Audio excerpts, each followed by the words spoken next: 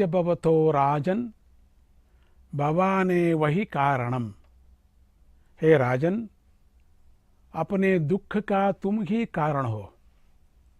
कुछ लोगों को शकुनों पर अत्यधिक विश्वास रहता है। उनके मन में दृढ़ विश्वास रहता है कि शकुनों के कारण भला या बुरा होता है।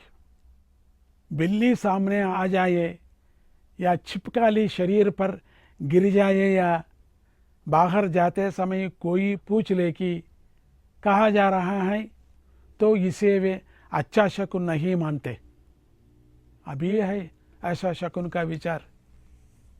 अपनी यात्रा भी स्थगित कर देते हैं। असल में इन शकुनों का मूल कारण मन ही है। अगर प्रातःकाल उठते समय यदि मन प्रशांत हो तो दिन भर शुभप्रद होगा। ऐसा न होकर असूया, क्रोध, मोह आदि से जागे तो दिन भर का समय दुख प्रद ही गुजरेगा। इसलिए यह नहीं बोलना चाहिए कि हमारे सुख दुखों का कारण मन ही है।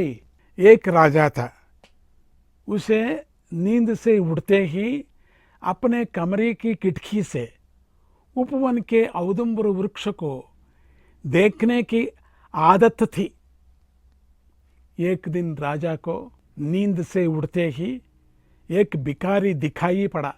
उस भिखारी ने सबसे पहले राजा को देखा।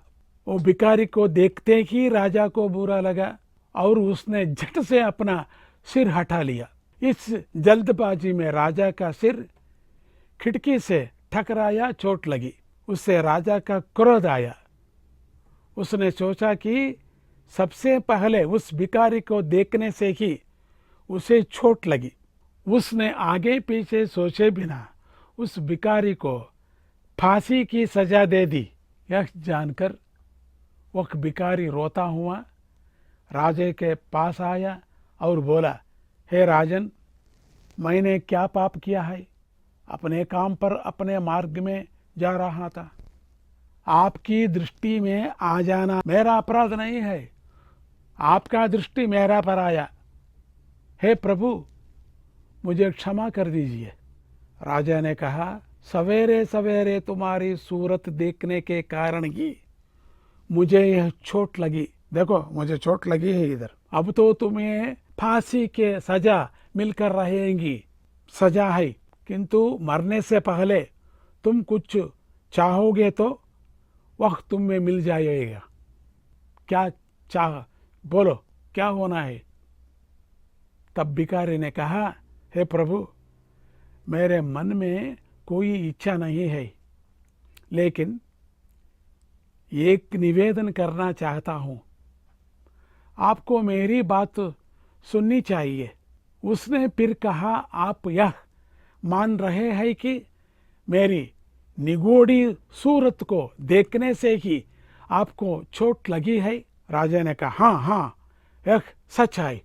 यह चोट तो तुम्हारी सूरत देखने से ही लगी है। भिखारी ने तुरंत कहा, हे राजन, मेरी सूरत देखने से ही आपको यह छोटा सा चोट लगा, बहुत छोटा है, लेकिन सवेरे सवेरे आपका सूरत देखने पर मेरे जान पर आई है ना। अब मैं क्या सोचूं? हम दोनों में अधिक पापी कौन है? भिखारी की बातें सुनकर राजा को अपनी गलती का एहसास हुआ और उसने भिखारी को छोड़ दिया।